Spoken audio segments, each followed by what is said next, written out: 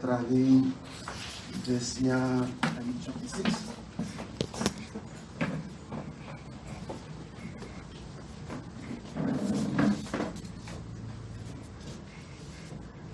Tuda kurava Vakorinto kutanga chapter 6.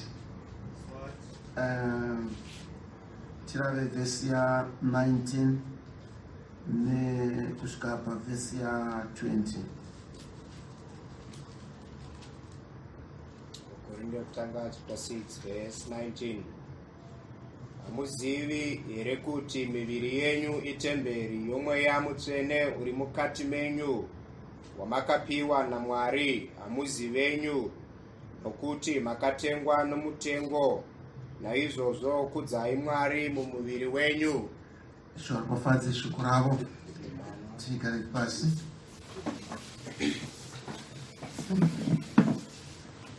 Toda kutaura madekwana ano pamusoro peugaro hwaMwari.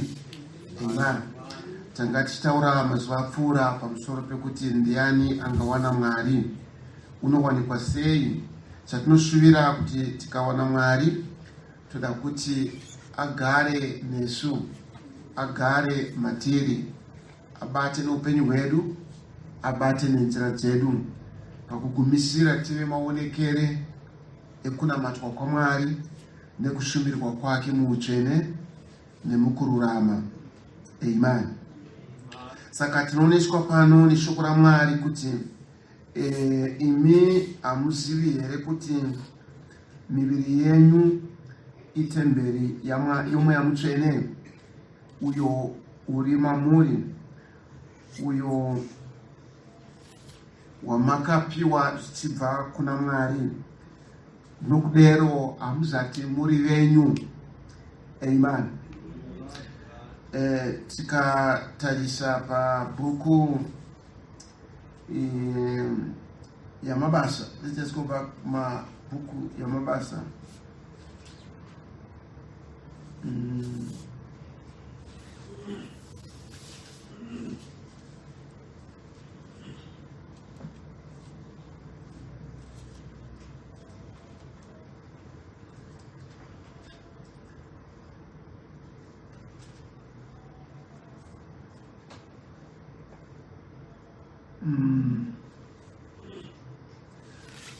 Mabasa chapter 20.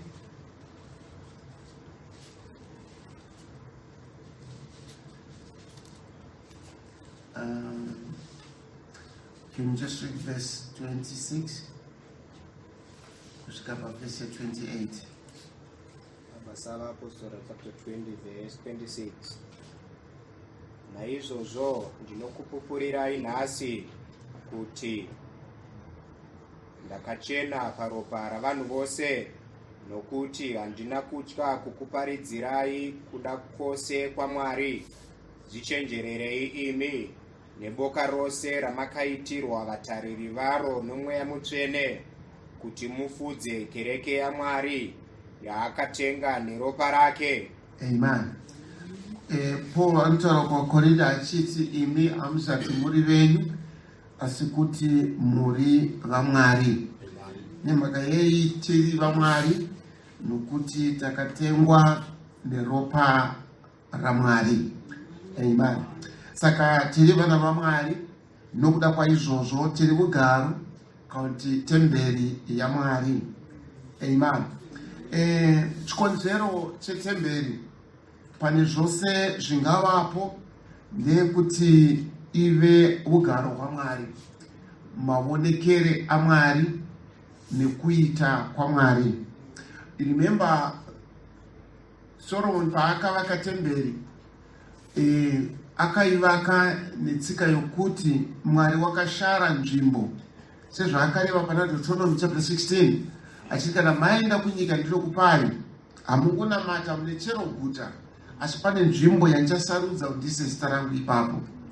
Kana ndaisa zita rangu ipapo, ndo pamuchauya monamata Mwari. Saka Mwari wakava nenzvimbo yaiva maonekere eugaro hwake, yaiva kukwaniriswa kwekuda kwake kugara navanhu vake. Sezvaakaita vari murenje, akavati vavake tabhenekeri, ive tabhenekeri 1, yeuchapupu, tabernacle of testimony, yekuti Mwari uri pakati pavo, yekuti Mwari ndimwari, uyezve ive tabernakeri yesungano, yekuti kunamatwa kwaMwari navaIsraeri kwakusiri kwongoto musi wavangozvifungawo kana pavadira, zvanga zvakateiwa panheyo yesungano inonzi naPaul, kunyangwe sungano iri yavanhu haigone kuputswa, inoremekedzwa kana munhu akaita mhiko yake, kana kuti munhu akapa will yake kuti ini kunyangwe ndikafa ndoda kuti chakati nechakati chive pakati. Vanhu vakazogara vakaona kuti izvi hazvigone, asi nekuti iye wareva, shoko rinoti hazvigone kuputswa. Saka kunamatwa kwaMwari neIsrael kwaiva pamusoro penheyo dzekuti pakaitwa sungano. I think pane nguva takataura pamusoro pesungano yemunyu isingakwanise kuputswa. Saka Solomon onamata achiti, kana vanhu venyu vakatadza, vakatapwa vakaenda kune dzimwe nzvimbo, vakayeuka vari ikoko, vakatendeuka pane zvakaipa zvavo, vakanamata vakatarira kuimba ino, imi Mwari muvanzwe. Now tinoziva Daniel ari kuBhabhironi, akavhura windo rake, kana kuti keteni rewindo rake, akanamata akatarisa kuJerusarema kwaiva netemberi. Jona ari mudumbu rehove, handizive kuti wakanga achiona sei kuti uku ndo kusouth, uku ndo kunorth, kueast, west, but wakashozonoka akafugama ari mudumbu imomo mehove, anoti ndakanamata ndakatarira kutemberi yenyu. Saka paiva nechaiveri temberi yaMwari chaita kuti Mwari vanhu vakanamata anzwe. Nokuti Daniel anamata akatarira kutemberi iyoyo, Bhabhironi chiti akadwa mushumba atina kugona kumudya. Jona ari mudumbu rehove atarisa kutemberi iyoyo 3 days arimo, nduru yehove haina kumugaya kuti ave chikafu chingadyiwa nehove. Wakashindwa kune zvese zvaiveri simba rinobata riri mudumbu rehove. Akaenda akabuda nezuva retatu achiparidza shoko raMwari. Nemhaka yei wakatarira kutemberi yaMwari. Amen. Saka temberi yaMwari yaikosha, temberi yaMwari yaipupurira kuti kuna Mwari. Hazvina basa kwauri kana ukayeuka nekucherekedza kuti kune temberi yaMwari, ukanamata wakatarira kwairi, kwai Mwari vainzwa. Amen. Nguva yose Mwari aiti kana vada kutaura neIsrael, waidana Mozisi ouya mutabhenekeri, Mwari otanga kutaura. Kana Mwari akutaura, kwai paidzaka upo hwaMwari musimba reshongwe iya yemoto. Kana shongwe yemoto yadzaka, mumwe nomumwe, you remember Israel, vaigara vakakomba tabhenekeri iyoyo. Marudzi matatu ari kumabvazuva, matatu kumavirira, matatu kumaodzanyemba, matatu kuchamhembe. Vakatarira tabhenekeri yaiva pakati. Vese vaibuda mutende dzavo kana upo hwaMwari hwaakuonekwa muvira romoto patabhenekeri. Mumwe nemumwe nemhuri yake omira pamukova wetende rake, Mozisi achitaura naMwari. Ipapo zvaipupurira nokuratidza ukuru neukoshi hwokuvapo kwaMwari pakati pavo. Saka Bhaibheri panoroti, imimi zvino muri temberi yaMwari, nokuti mweya waMwari unogara mamuri. Mutemberi yekare vakati vapedza kuivaka, kwai upo hwaMwari hwakadzaka musimba regore ravakaona. vaprishita vakatadza kushumira mutemberi nekuti Mwari wakange wadzaka. Saka kubwinya kwaMwari kwaitora ugaro hwako mutemberi iyoyo. Ishe vatibatsire. Now, sei Mwari wakashara nzvimbo yougaro hwetemberi yake, even ichiri tabhenekeri mairi maiva neareka yesungano. Areka iyoyo yaiva nzvimbo yaiuya muprista mukuru kuzozviratidza pamberi paMwari wakamirira Israeri yose. Areka iyoyo yakanga yakagadzirwa namatanda, asi yakanga yakaitwa overlaid, manje yakafukidzwa negold, zvairatidza hunhu hwaKristu. Aiva munhu asi wakafukidzwa nesimba rose reumwari. Saka Jesu paakauya,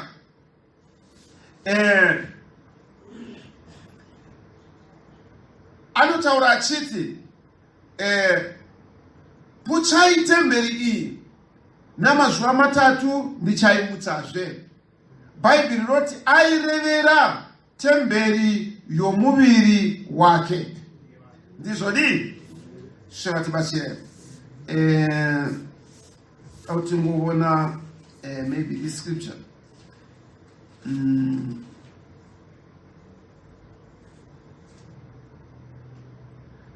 John chapter 2.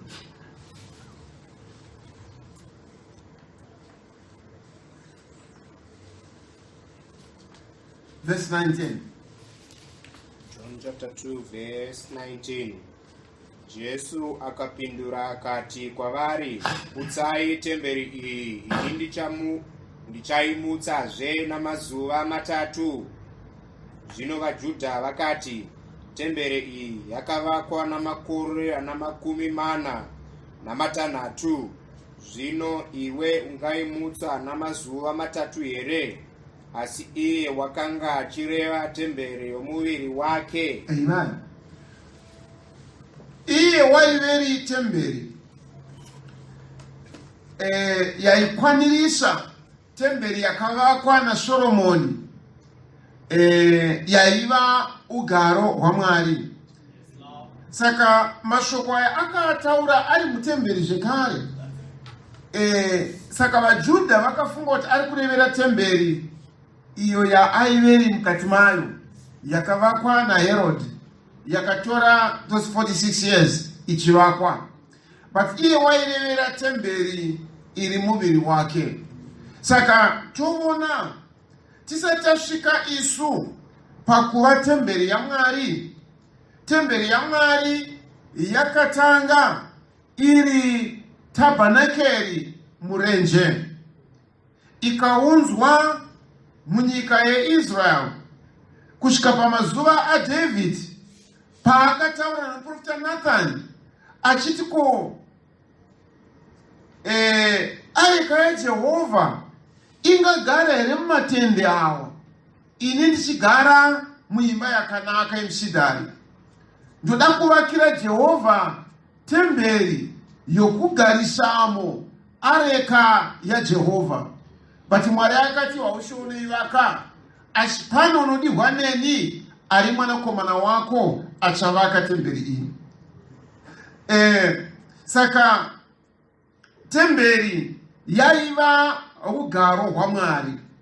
Temberi yaiva maonekere ekuvapo kwaMwari pakati peIsrael.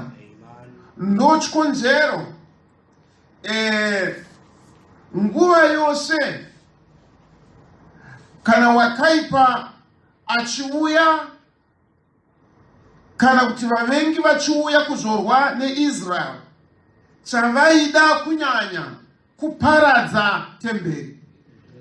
Chekera pamazuva aNebhukadhineza aikwanisa kuuya akarwisa Jerusarema akaritora, akati saka vanhu vese vava nhapwa dzangu, bhadharai mutoro kwandiri.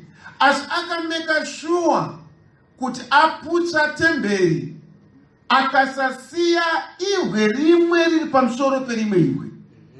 Ndochikonzero pamazuva aIsraeri yakati yakuvakwa, zvanzi vakatanga kuteya nheyo. Pakateyiwa nheyo, vatana vakazviona vakachema, vadoko vakatarira vakapururudza.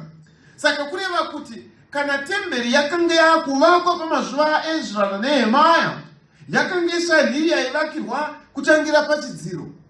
Nebhukadhineza akauya akadhiga kubvisa foundation, akatora zvese zvaiva zvibatiso zvaishandiswa muimba iyoyo akaenda nazvo.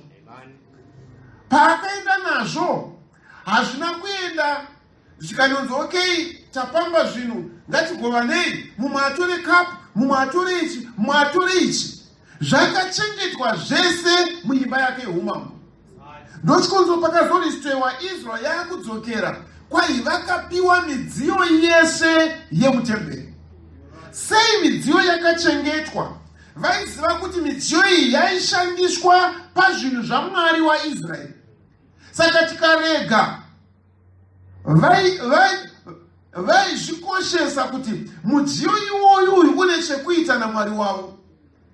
Mwari wavo kwasa kuratidzwa mumudziyo iyi. Tikangopa mudziyo iwoyo ukaenda, uchapedzisira wadzokera kuvaIsraeri vakava nesimba futi.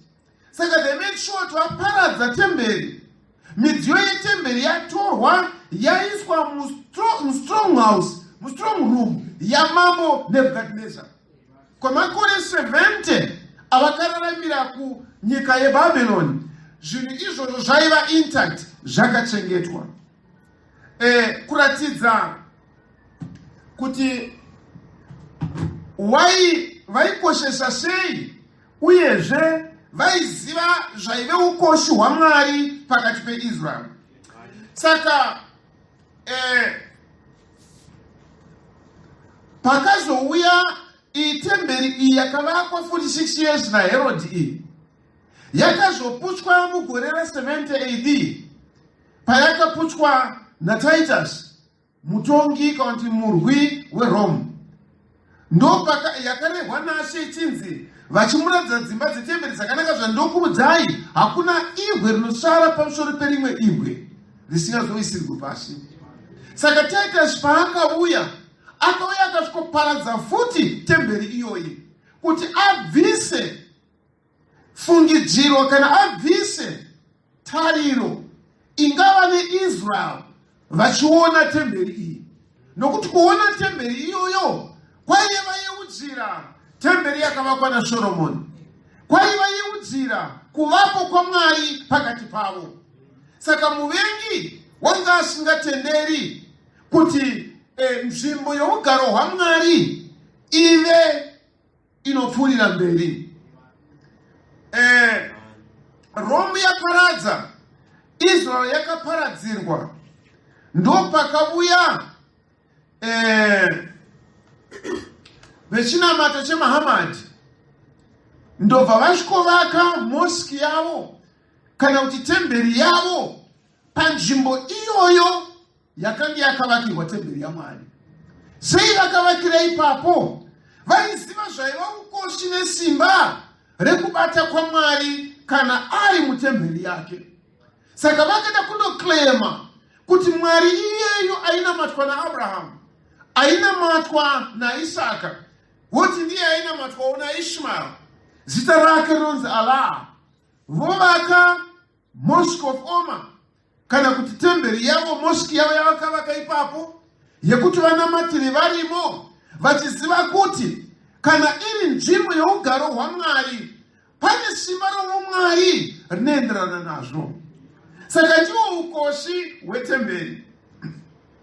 Saka Kristu Jesu iye unoti ndini temberi yacho, kureva kuti ugaro hwaMwari nesimba raMwari zvaigara maari mukuzara kwose.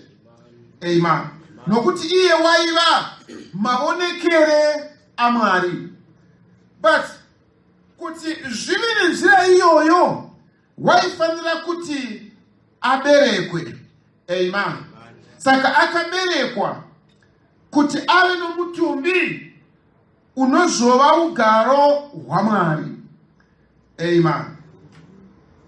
Saka kuti aberekwe, toziva tose kuti rugwaro ntikudii pamusoro pekuberekwa kwake.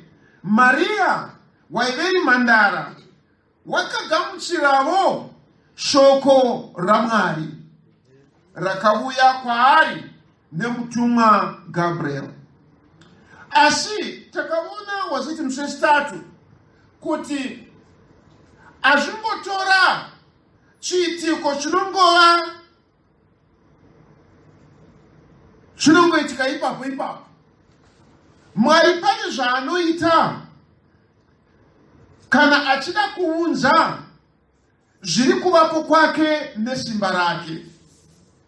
Mukacherekedza kuti Mwari achida kuti isisu timunamate, pave navanhu vanotaurwa muna zvakazarurwa vanonzi vanga vasingagone kuverengwa, vakamira pamberi petemberi yaMwari vachimunamata. John akabvunza akati, ko ava vese ndavanani? Mutumwa waimuratidza akati, ndivo vakadzikinurwa kubva kumarudzi, kundimi nemitauro yose yapanyika, vasingagone kuverengwa. Mwari achida vakadaro kuti vamunamate, haana kudaidza 1,000 kana kudaidza miriyoni mwechete yavanhu. Akadana Abrahamu waingova mumwe chete. Amen. Okay. Tanga tichiti Mwari achida kunamatwa namamiriyoni avanhu, akadaidza munhu 1. Amen. Akadhila naAbhurahamu kusvika maumbwa muna Abhurahamu chiyero chokutenda chinokwanisa kugamuchirika. Kubva pakutenda ikoko pakauya Isaka, kubva kuna Isaka kukauya Jakobho, kubva kuna Jakobho kukauya 12 vanakomana vaya, kubva kwavari kukaita rudzi, kubva ipapo tikaunzwa isu. Saka Mwari haamhanyiri, Mwari haadi kuita zvinhu zvongoti ipapo. Uye Mwari haaitiswi zvinhu nehozheri yezviripo, asi kuti Mwari une murangariro, Mwari une muono. Saka takadaidzwa nekutenda. Kutenda hatisi chinhu chiripo, chinhu chiri mberi. Saka kutenda kunoshepera upenyu hwedu, kwete zviri nhasi, asi zviri zvinoonekwa nemeso ekutenda. Andi munoona, ndochikonzero Noa akafamba naMwari, akasabatwa nemutera hwenguva yake, nekuti pane chaaiona. Ndochikonzero Mozisi haana kuramba achingova nhapwa mufaro nomurugare rwaairaramira ari mumba maFarao, nekuti Bhaibheri rachiti aiona chisingaoneki. Saka Mwari kana achibata nesu, ngatirege kufunga kuti tichasangana nazvo musi iwoyo. Mwari unobata newe nechikonzero chezva ari kuda pamusoro pako, kwete musi iwoyo, asi munguva inouya. Towisana. Muprofita paakaberekwa kuKentucky, muchimba chiya chamapango chiya, zvanzi pavakavhura windo kuma5 zvasati rabuda, kwai pane chiedza chakapinda napawindo chikandozorora pamusoro pekamwana kangaberekwa namai vacho. Sei zvakaitika izvozvo? Nokuti akaberekwa was it 1906 or 1909? 1909. But 1933 ndo paakazoudzwa Mwari sezvaakatuma Johani kuti atungamire kuya kwokutanga, iwe unotumwa kuti utungamire kuya kwechipiri. Asi nokungoitika ipapo.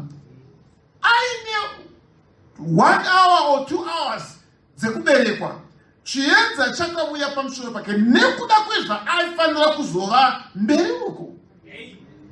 Aine makore about 7 or so.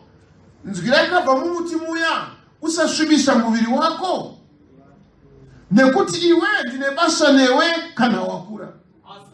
And I want to believe kuti kana Mwari achitinzwisa shoko rake zuva ranhasi, haasi kutinzwisira nhasi, asi pane zviri mberi uko zvada kuti abate noupenyu hwedu. Ishe vatibatsire.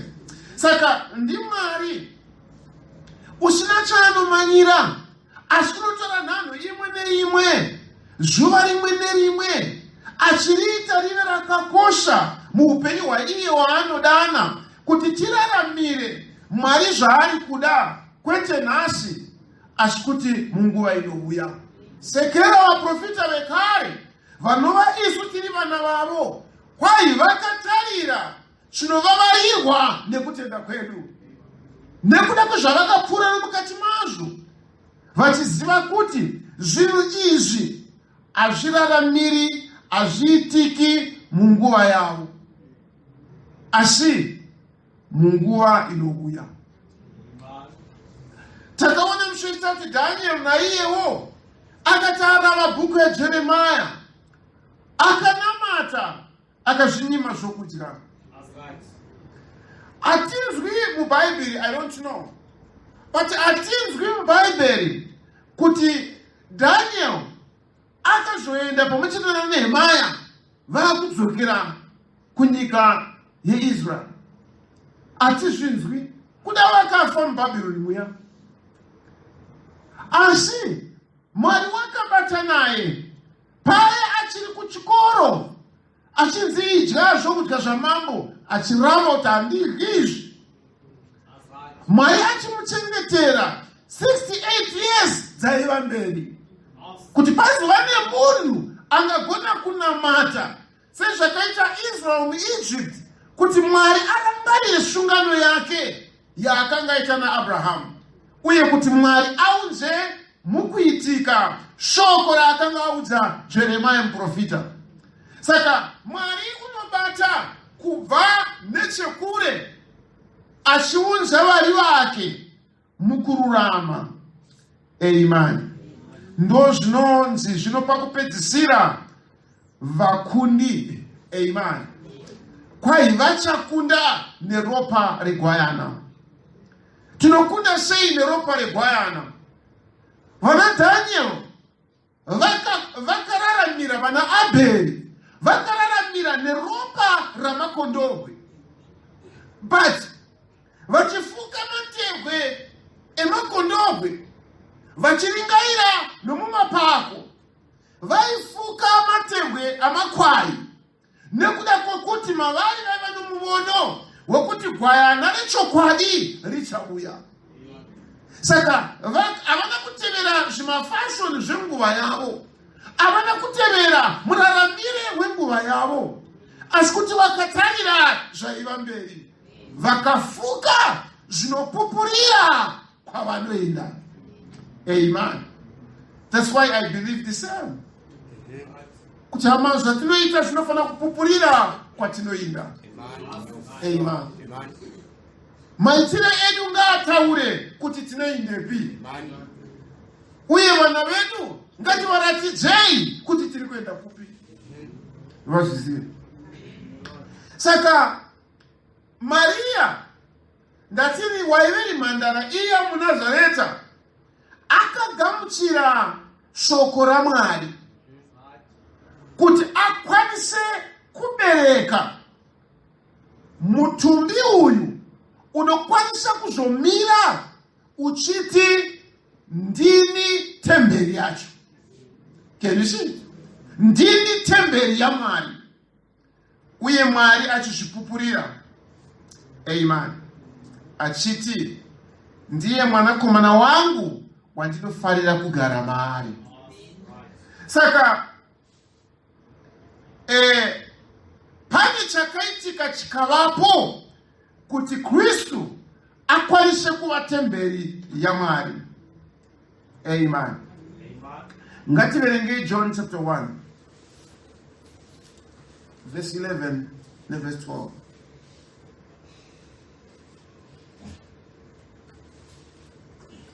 John chapter 1, verse 11. It's First John. John, forget John, chapter 1, verse 11.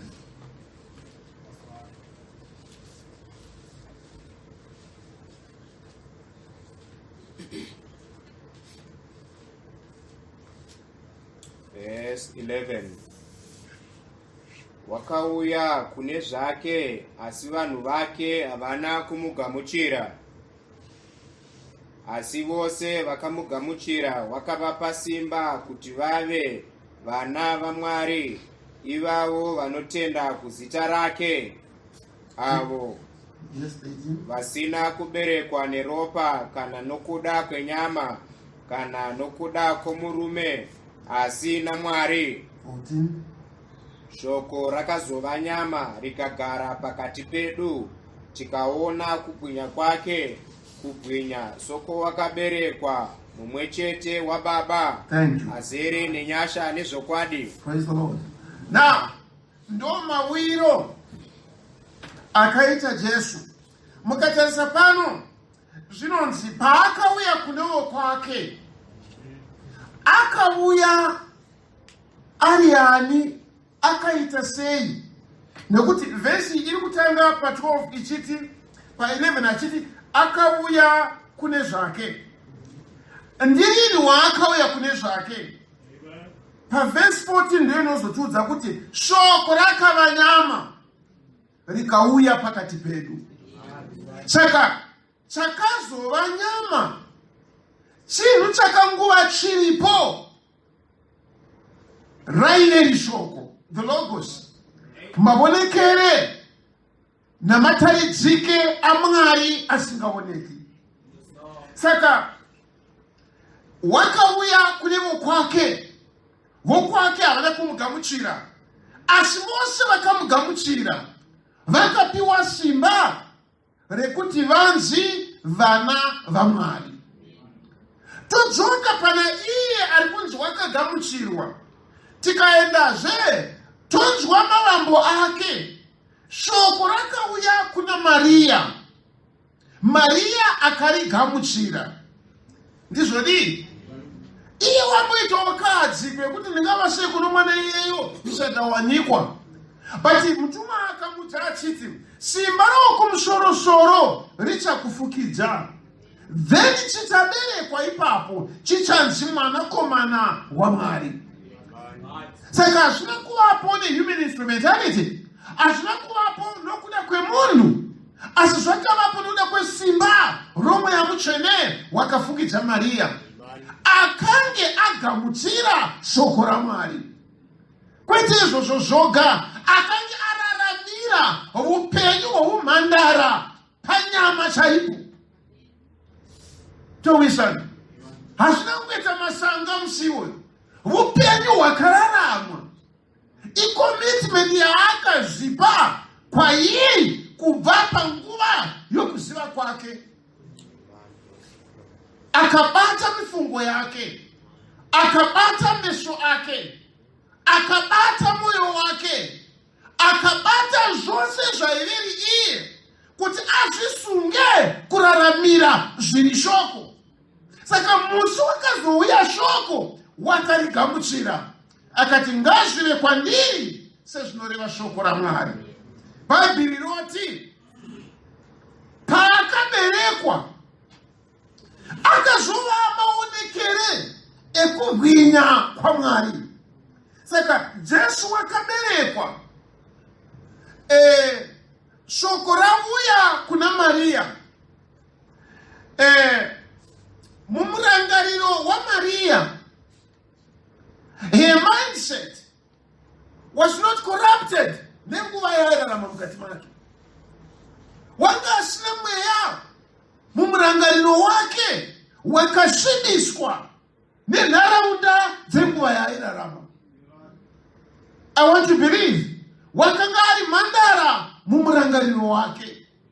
Wanga asina kusvibiswa nezvakaipa zvinongokusarurama kuri nyika.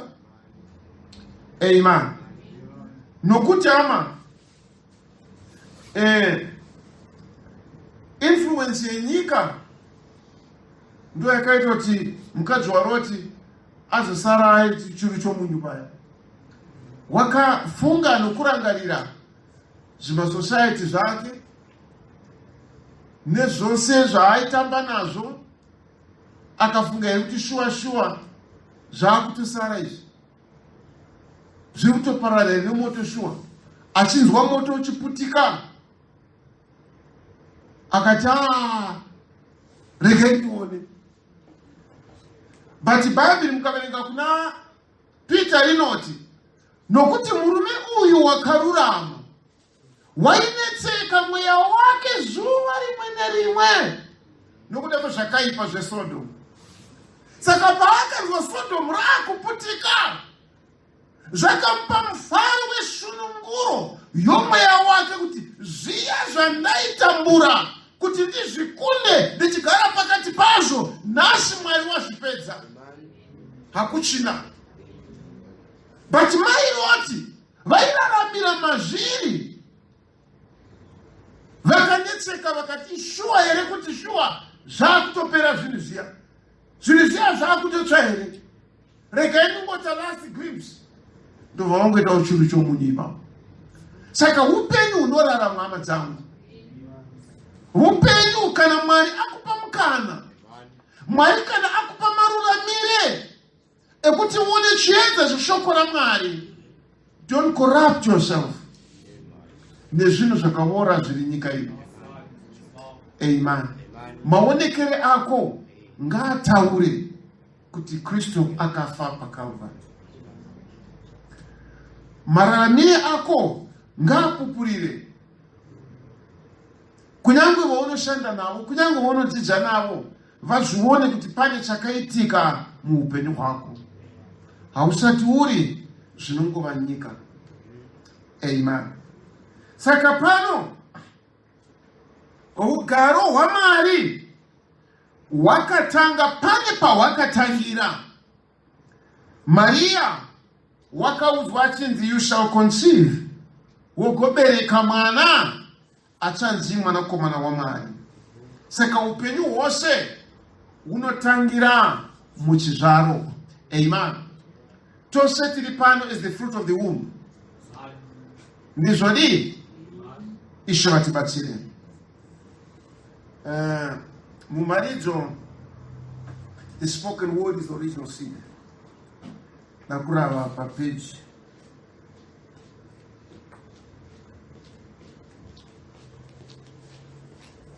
88.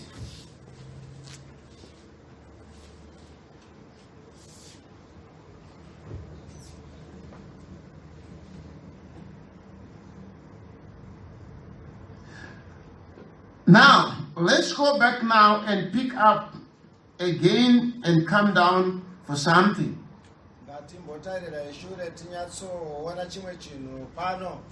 You remember last Sunday's service?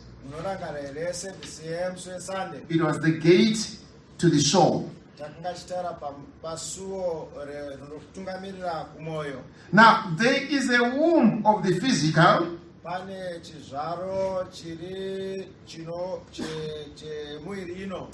there is a womb for the spirit. Do you believe that?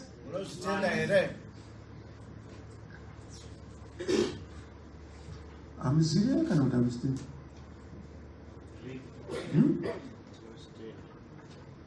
Do you believe that?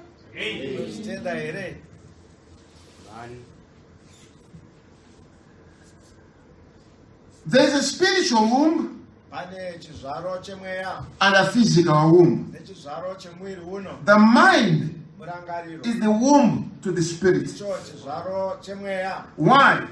Now remember, I told you last Sunday and brought it out here for you.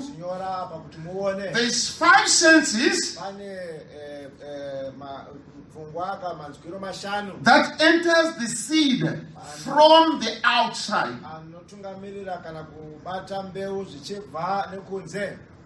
That is see, taste, feel, smell, and hear. Those are the five senses that brings in the outside into the inside. Amen.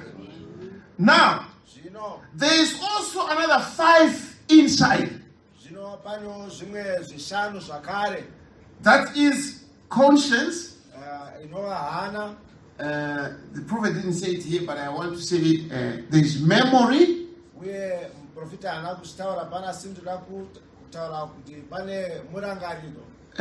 For you to remember, it's a sense not of the outside body, but it's the inside. Conscience is another sense of the inside. Love is not from the body, but it is in the inside. Amen. So there are another five senses of the inside. Amen.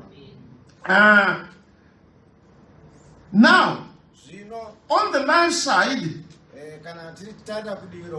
there is only one. Amen. That you are on the basis of free moral agency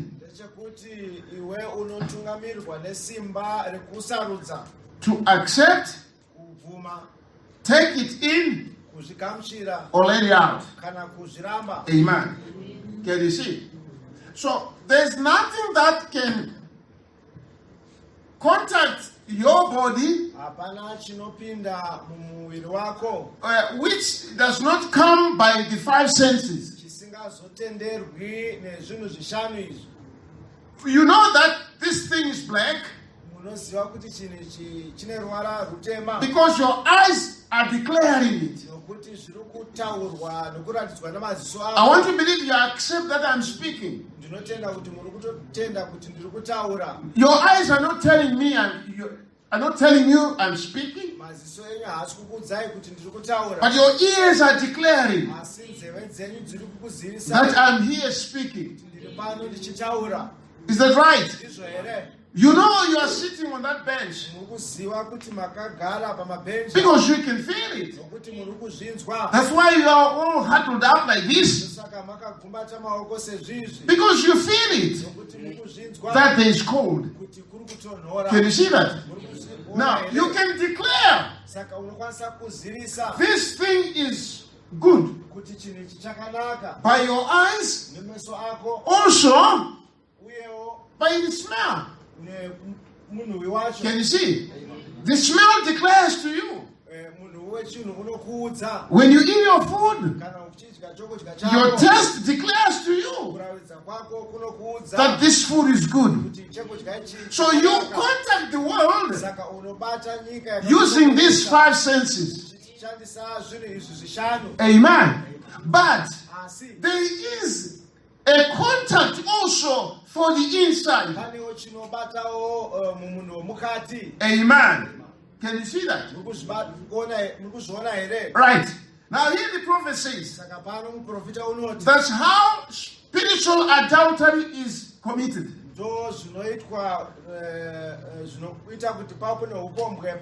When you knowing better by the word of God,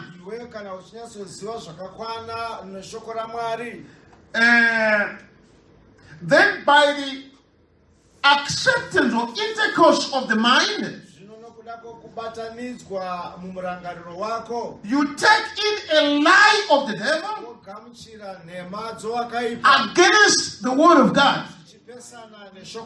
That's exactly what Eve did with a spiritual intercourse. First, that came by believing Satan's lie.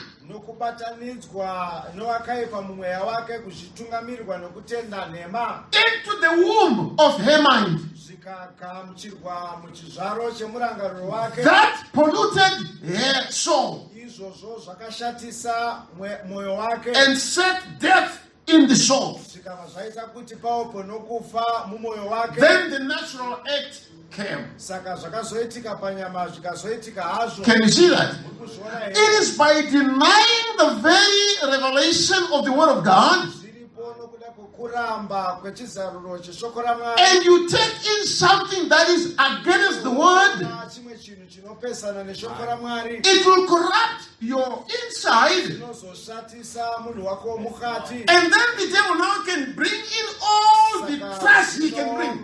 Wakaipa ane mararamire zvinokuisa chero chaangada. Can you see that?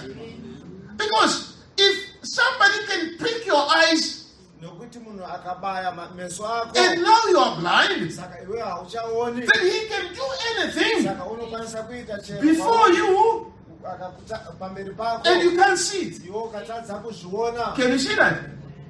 You won't know he's dancing. Haukwanisi kuziva kuti ari You kutamba. don't know he's lifting his hand Hauzive kuti ari kusumudza maoko ake. because your eyesight has been destroyed. Nokuti meso ako aparadzwa. You get the point? Kuzviona This here. is what the devil does to the people. Zvinoita wakaipa kuvanhu. He blinds you Unokuvapofomadza. to the Word of God, Zvinobva kushoko and then he raMwari. can bring in anything. Saka unokwanisa zvinokuunza kwauri chero chaanga. Be it in the form of denominationalism, Ungava kuburikidza nemasangano. be it in the form of fashion.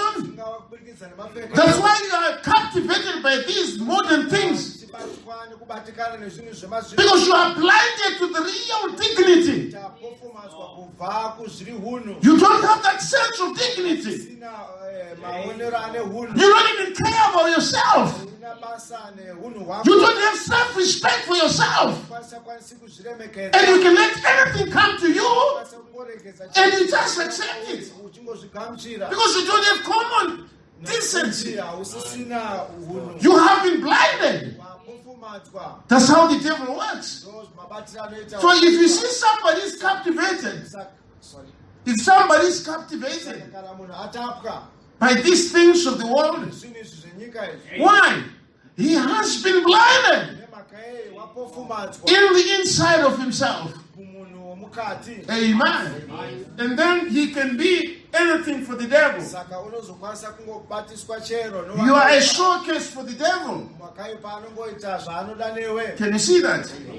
Because one of the things that is going to is going to captivate the people Nokuti chinhu chichatapa vanhu vakawanda. is what came in the beginning.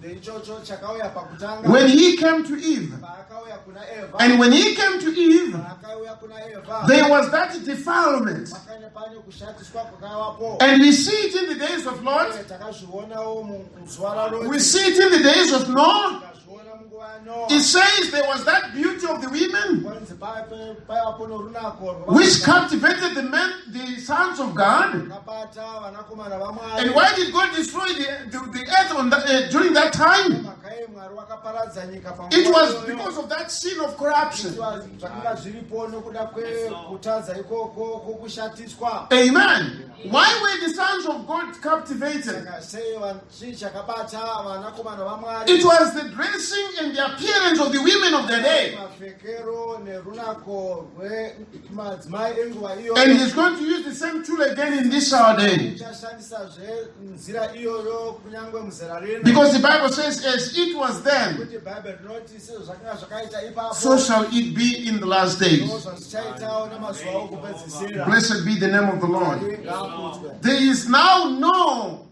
self-respect. Hapasisina kuzviremekedza. In this day of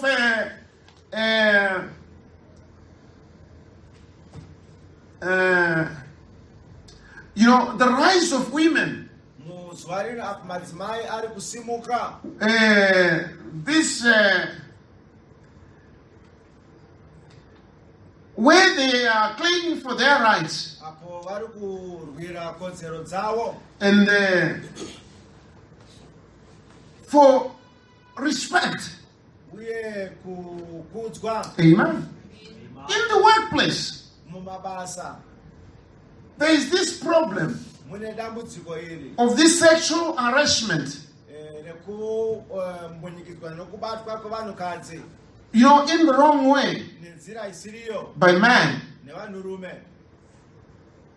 And there's this woman activism Uyewo pane mapoka aya emadzimai who are fighting for that, vari kurwira izvozvo that they should be respected in the workplace. kuti madzimai vanofanira kuti varemekedzwe mumabasa. But the problem is, Asi dambudziko what are ndei they doing on their part? ivo pachezvavo chii chavari kuita. Can you see? Muri kuzviona here How do they dress? vanopfeka sei. You meet these women on the road, Munosangana navo munzira they are busy pulling down their skirts. vari kungobvisa masiketi avo They are pulling them down vari kuramba vachimaderedza because they are coming up. nokuti ari ku And every woman in her true sense saka mudzimai wega wega ane pfungwa knows the privacy of her body anoziva nyadzi dzemuviri and wake what should be seen and not seen. uye chii chinofanira kuti chionekwe. And by pulling them down, Saka vari kuramba vachizodzonzera pasi they know vanoziva it's not right kuti pane for chakakanganisika them to be naked like that. kuti ivo vafambe vakashamba. But in the first place, Asi chekutanga why do they wear those dresses? vanombozvipfekerei. You want to be respected at your workplace Unoda kuva munhu anoremekedzwa kubasa kwenyu while you dress like a prostitute. iwe uchipfeka sechifewe. These are horrible words. Mashoko asina But kunaka. let me tell you Asi regai that ndikuudze on that day, kubva pazuva iroro pazuva iroro I won't have anyone's blood in my hands. hazvizovine ropa rechero mumwe wenyu. Like Paul of old said, sapauro wekare unoti I'm not guilty of any man's blood. handina mhosvo pamusoro peropa remumwe nemumwe wenyu. In this day Muzuva rino of sodomism, rechisodhomu where we have all this patine zvese izvi of men prostitutes, vanhurume vachigara nevanhurume and they know how to dress uye vachiziva kuti vanopfeka to sei captivate other men, kuti vatape vamwe varume. and you dress yourself like that. Iwe ngopfekawo sengochani. What are you trying to Saka express? urikuda kuedza kuti chii The image of the Son of God, mucherekedzo wemwana waMwari or something from the depths of hell? kana kuti uri kuzvifananidza nechimwe chinhu chinobva kurima. You get my point? Uri kuzvibata here. On that day, Pazuva iroro I won't be guilty handizovi of your nemhosva blood. nekuda kweropa rako. I've told you. Ndakuudzai Amen. You should have self-respect. munofanira kuzviremekedza. Amen. We are living in a day Tiri kurarama muzera where people have been polluted in their minds. vanhu vatapwa nokushatiswa mumurangariro wavo. Amen. Until Kudakara they cannot produce havakwanisi kubereka that which is to proclaim icho the holiness of God. chinoratidza utsvene hwaMwari. Amen. Now here is the prophet saying, Saka pano muprofita unoti and that's the only way a woman can ever commit adultery ndo nzira yoga mudzimai anokwanisa kuita upombwe nayo against her husband. achitadzira murume It wake. is first to let some men talk her into it, Zvinotangira pakuti atendere mumwe murume atakutaura naye and then receive another man that's not her husband. ozogamuchira mumwe murume asiri murume wake. Amen. You get my point? You are talked into it. unotaurwa newe uchinyengerwa. Amen. What is your name? Zita rako ndiwani? Iwo uri kubva kuchikoro, uri kubva kubasa. Murume wokubvunza, unonzani zita rako? Womupindura chiti? Womudza zita rako? Chokutanga nacho ndechekuita kuti pashaike kutaurika the second word. Mubvunzo wechipiri usauya. Can you see? Zita rako ndiwani? Ramai rako ndo zita rangu. Can you see?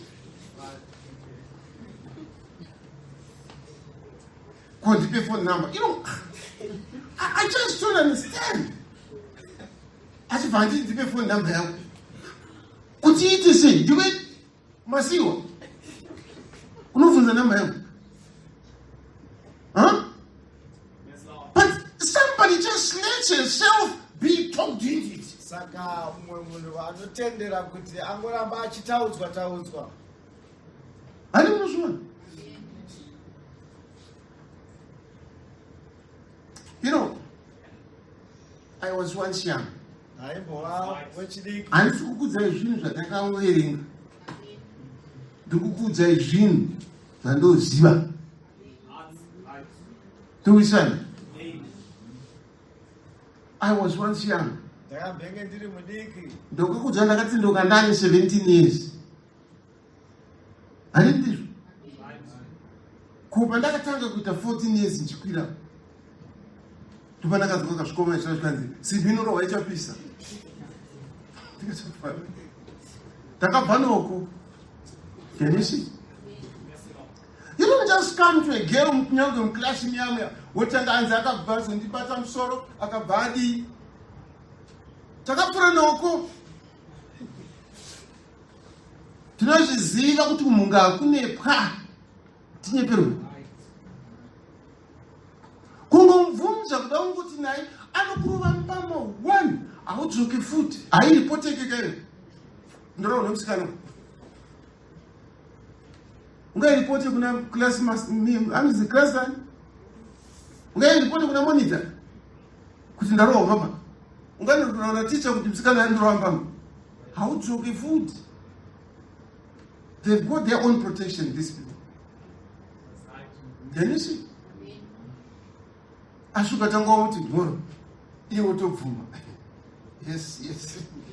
Yes. Unoramba uchikwira kukorwa.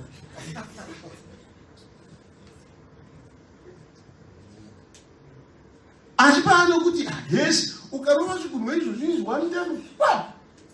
Unenozama yavantu kuti zvikunwa zvavo zvikurwadza. You see, you just get to be talked into these things. I'm only emphasizing. It's not my thought. It's the prophet who said it. So I'm just saying what the tape says.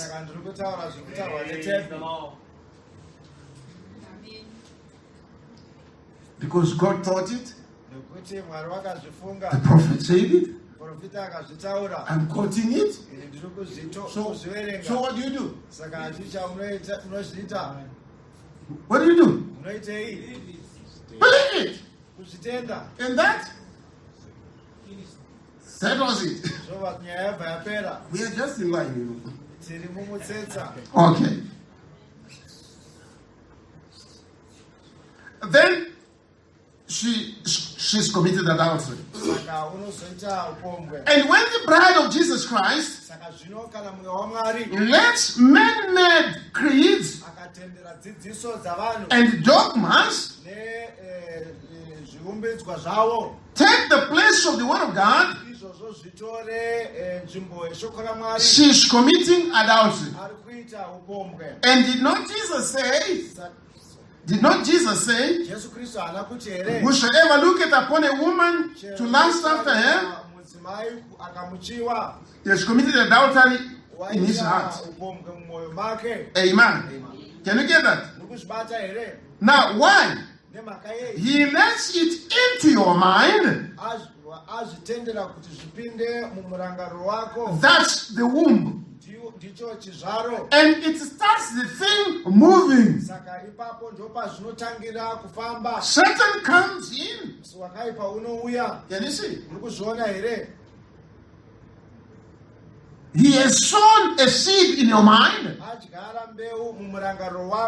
Amen. But the good thing is,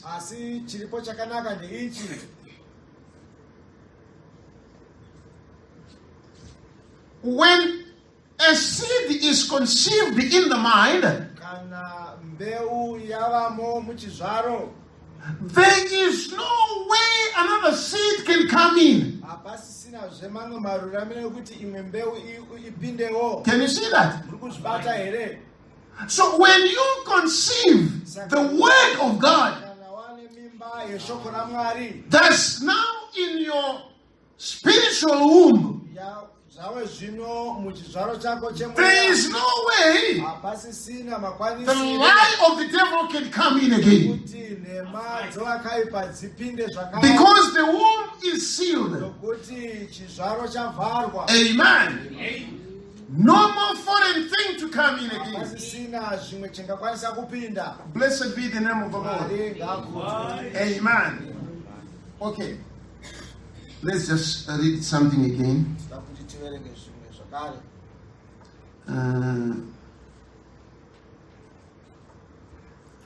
That is the same book. We read page 82. Takuverenga bhuku rimwe chetero page 82. Now, watch the bride, Saka zvino cherechedzai mwenga. the true bride. Mwenga wechokwadi. There is going to be one. Pachavapo nemumwe. Why? Nemhaka yei. She's predestinated. Akatemerwa. She won't be denominated haazokwanisi kubatanidzwa nemasangano. because she is predestinated. Kuti iye wakatemerwa. She don't have to worry about some denomination. Uye haakahadziki nokuda kwemasangano. She's already Iye predestinated wakatemerwa to take the place. kuti atore nzvimbo yake. Look, like Mary. Tarisai Samaria. I want you to get this Toda now. kuti mubate izvi iko zvino. Don't fail. Musakonewa. Are you ready? Magadzira here. When Christ comes to his bride, Kristu paanouya kumwenga she will wake. be a virgin, Anenge ari mhandara. like Mary. Sezvakaita Maria. For God will not bring Christ through the womb of a war. Haakwanisi kuzounza Kristu kuburikidza nemimba yechifewe. Neither will he bring the bride. Uyewo haakwanisi kuunza mwenga nenzira yakadaro. He can't bring his word Haakwanisi kuunza shoko rake through a word of his word. kuburikidza nemhombwe yeshoko. He can't bring his word Haakwanisi kuunza shoko rake through the word of a word, of the word. kuburikidza nemhombwe yeshoko. Them are horrible words. Mashoko akashata. But that's what the Bible said. Asi ndizvo zvinoreva shoko I'm raMwari. saying what it said Kutaura sezvinoreva Bhaibheri. because that has got to be understood. Kuti zvinofana kuti zvinzwisiswe. The true bride, Mwenga wechokwadi. like Mary, Samaria. will have a virgin womb. Anenge aine muchizvaro chakachena. For the bride of the word, Mwenga weshoko which raMwari. is Christ. Ari iye Kristu. When Christ the word Kristu shoko. comes to the bride, Paanouya kumwenga. she will be the same as he is, Anozongova sezvaari. as Christ is, Anozongova sezviri Kristu. a virgin by the word. Mwenga nokuda kweshoko. I hope it's not going over. Ndinotenda kuti muri kuzvibata. I hope you understand. Ndinotenda kuti muri kuzviona. What was he? Akanga ari chii? Word. Shoko. The word of God. Shoko raMwari. Upon his vesture, he had name written, the word of God. Pa Upon his garment. panguo yake pakanga panyorwa kunzi shoko raMwari. In the beginning was the word. Pakutanga paiva neshoko. And the word was with God. Uye shoko rakanga riri kuna And the Mwari. word was God. Shoko rakanga riri And the Mwari. word was made flesh Shoko rakazova nyama. and dwelt among us. Rikagara pakati pedu. I think we saw it, was it last week? Ndofunga takazviona svondo We yapfuura. said when he comes, Zvinonzi paanouya. he'll be riding a white horse, Anenge akatasva bhiza chena. and on his vesture, on his garment, Panguo yake. will be written the word of Panenge God. pakanyorwa kunzi shoko raMwari. Why the word of God?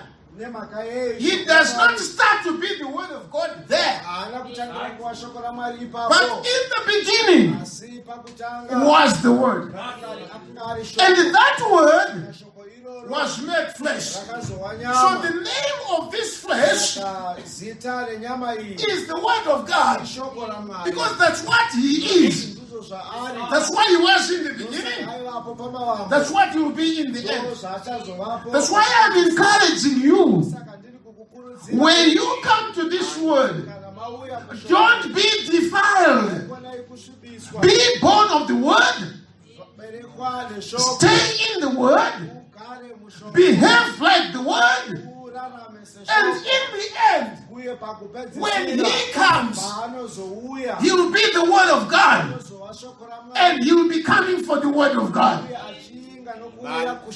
You will be the word because you are the bride, bone of his bones, blood of his blood, flesh of his flesh.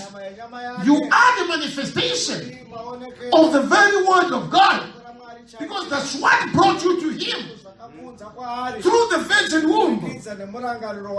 Amen. By accepting the word of God. Blessed be the name of the Lord. Amen. Did Christ belong to a denomination? Did Jehovah belong to one?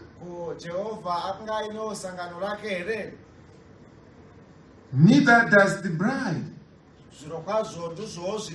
Amen. She is part of him. She needs no dogma. She won't have any. She'll be absolutely virgin. How? By the works. She'll punctuate every word of God with an amen, amen. Oh, be it unto me according to thy word. Amen. Praise be to God. There you are. You punctuate God's word. Amen. So, have a virgin womb. Amen. What will she come out of? A virgin womb, the word. What did Jesus Christ come out of? A virgin womb. Amen. Saka taoneshwa kuti murangariro ndiyo mimba yomweya ndo munotangira upenyu hwomweya. Amen. Now, zvamungade kuzoita nezvamungade kugadzirisa hazvishanduri chavamba upenyu. You get it? Upenyu paunotanga, that very moment mwari panotanga kuumba upenyu, hazvinei mungazofunga kuti dai akatoita mukomana kana ukanotsanya gore rese, hazvishandure kuti chaumbwa kana ari musikana. Towisana, you can't change. Saka chavamba nokutanga upenyu chinokosha. Pakavamba upenyu hwake, I don't care akaexposwa zvakadii kuzvinhu zvaMwari, but tikadzokera kuDNA yake inyoka. Hazvinei Abeli akaita zvakanaka zvakagamuchirwa naMwari, Kaini achiona hazvishanduri Kaini izvozvo. Hazvina basa, Mwari wakadzaka kubva mukubwinya akauya akazvipa muchimiro chinoita kuti Kaini amuone. Mwari akataura nomutauro unoita kuti Kaini anzwe, akamuti Kaini itawo zvakanaka izvi. Kaini haana kunzwa. Why? Kana pava neconception hapachina kushanduka. You can't change it by prayer. Hapana chinokwanisa kuitika. Saka take heed kuti chii chiri kudyarika mumurangariro wako, chii chiri kudyarika muupenyu hwako. Is it good?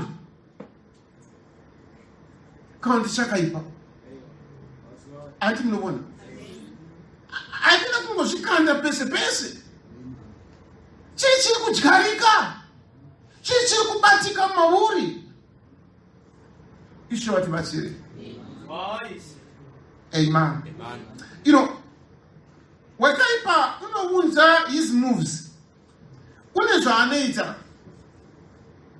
kana akada kutengesa nyaya yake. Anokwanisa kuiunza nesport, anokwanisa kuiunza nenziyo, anokwanisa kuiunza nefashion, anokwanisa kuiunza nedenominationalism. Chero chaana chiumbe chimiro chinoita kuti shoko raMwari risazowana pekugara.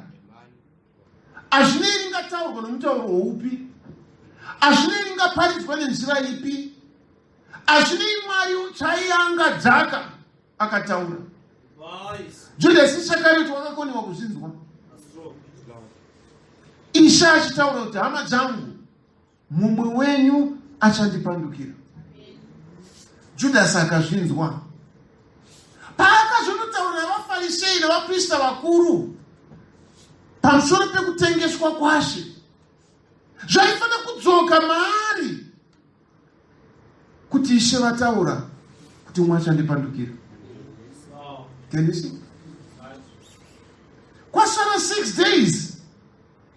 Judas ati Satan atoisa muna Judas mweya wokutengesa Jesu.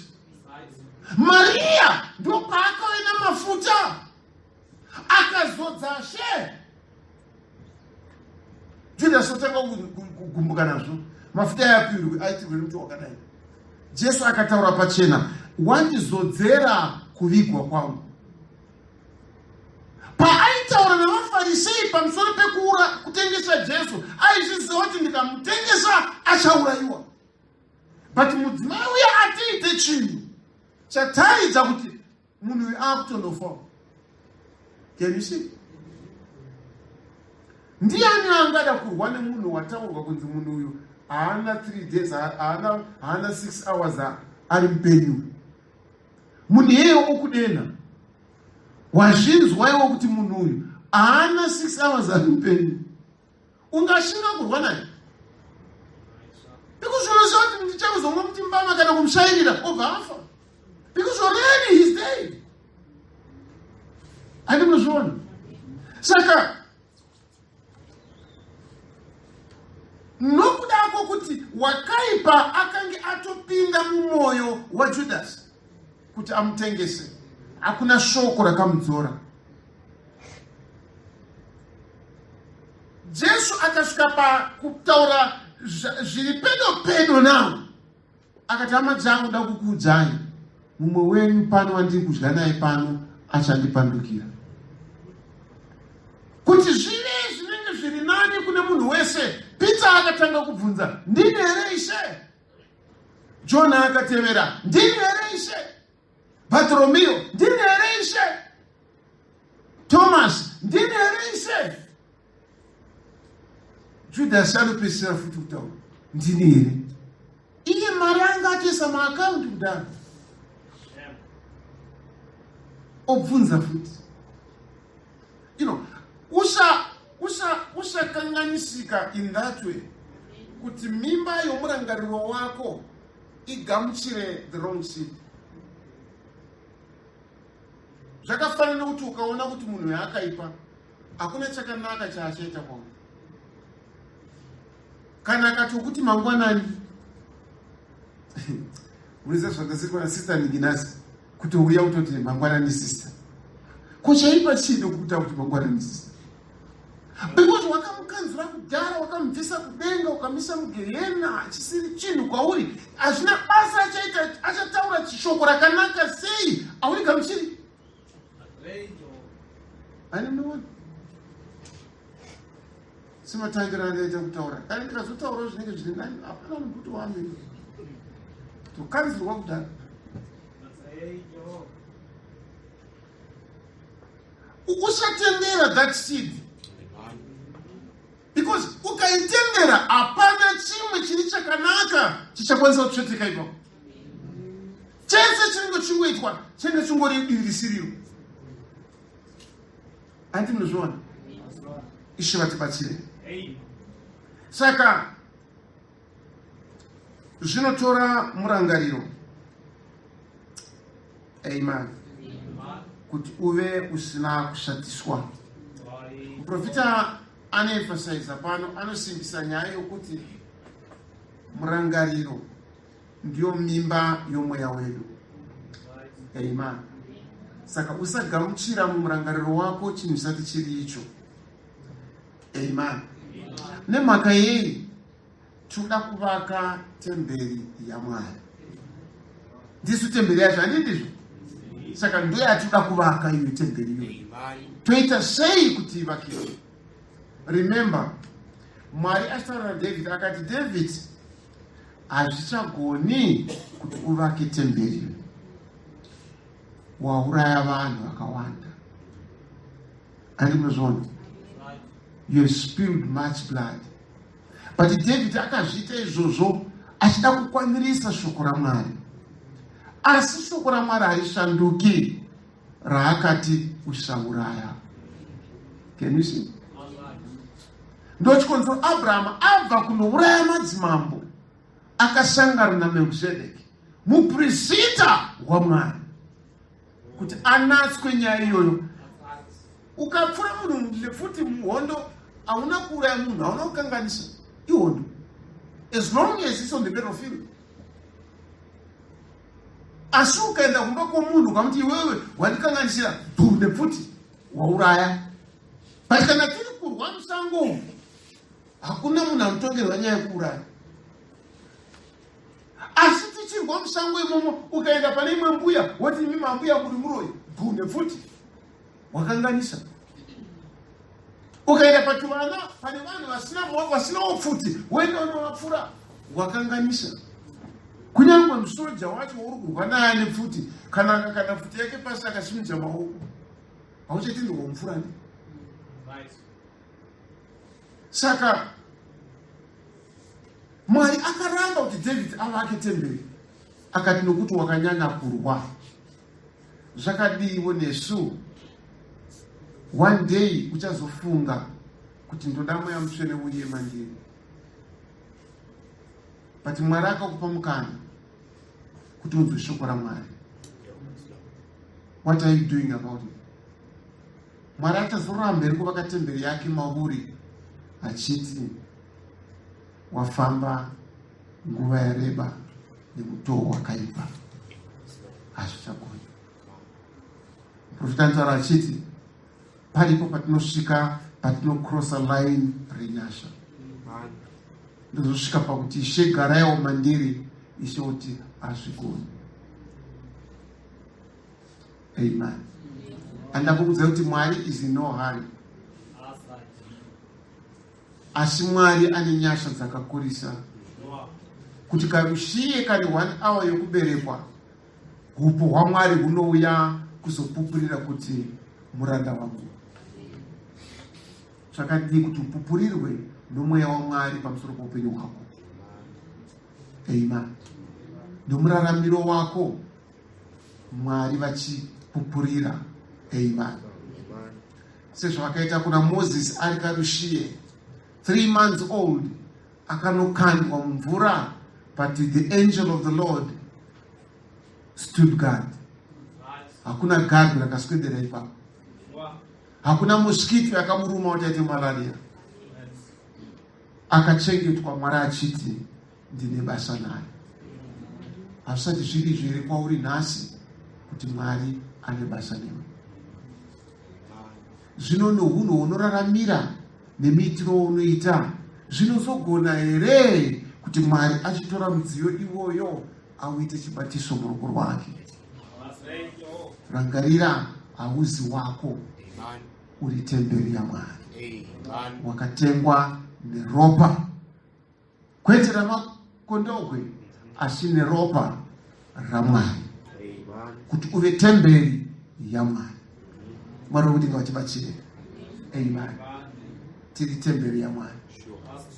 Ngatiraramire saizvozvo, ngatinamatei saizvozvo, ngatipfekeiwo saizvozvo. Amen. Don't be mistaken for something else. Tinowisana. Ishe atibatsire. Amen. Kwamtari,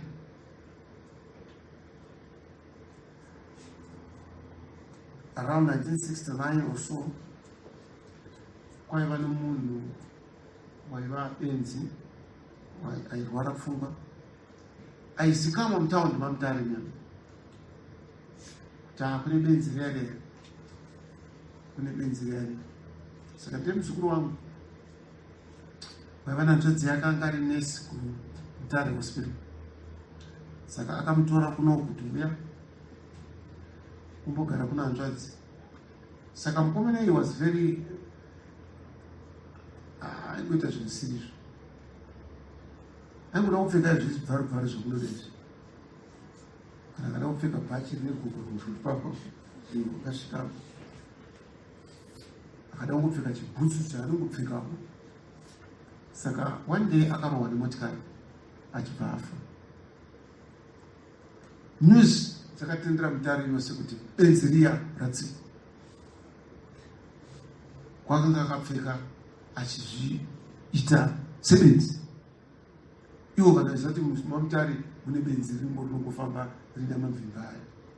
Saka nyaya yakangotaurika mazuva ende kuti benzi riya ratsikwa nemotikari rikafa. Vakafunga kuti ibenzi nekuda kwamapfekero ake. Don't be mistaken. Ndizvo. Nekuda kwamazviratidziro kwako. Taridza kuti uri mwana waMwari. Taridza the glory of God. Taridza zvinoita kuti Mwari akudzwe. Amen. Don't go after everything. Zvinokuitwa nenyika. Amen. Around 1960s, you know, music, anditi mune rumba, African beat, zvakawanda wanda zviri anditi. Tisina vakomana vadiki, kwai vade vainzi maBeatles. Vaibva kuLiverpool, kuUK, vaimba, vakaita mukurumbira. Then kwakaintroduced kwa mumwe muimbiro. Kuamerica vaimba soul music, handiti yaimbwa nana Jim Reeves here. Vanhu vatema vazhinji vekuamerica vaida avaiti mablues. Saka vaine music yakasiyana siyana. But kwakaintroduced kwa music na Elvis Presley. Akanga ari munamati one of the Pentecostal churches, but akabuda was anga ane chipo chakanaka chekuimba. Akatanga kuimba, akaintrodusa kuimbwa nokutambwa kunonzi rock and roll. Zvausingaende zvega, mukawana mukanaenda nogugura, munoona pana Elvis Presley. Ava nehembe dzake dzaaipfeka. Saka sinongopfeka kuona vanhu vese. Dzaifanira kudzipromote kuimba kwake nezvareri iye. Kune vakaona Michael Jackson, mukwasha waElvis Presley. Kapfekero kaaita kaya nekuda kuratidza kuti mukadzi ari murume. He took it from Elvis Presley. Brother Brown vasopa Elvis Presley anenge achiti akaendesa mweya yakaipa, mweya yavanhu kugehena, kudarika mabhawa ese ari muAmerica. You know, he had a way yaaita nayo yokugera ndebvu dzake achidzidimburira maita anonzi sideburns. Aikura spiritual. Saka that was the way yaaita nayo kuti apromote zvaivere. Animozvona. Like if you can look at this young man, anonzi Ania Magaya, there's a way yake anoda kuita ndebvu dzake zvekuti zvingova exceptional. And many young men, they want to follow that. Just to be like Magaya, the fashion of the day.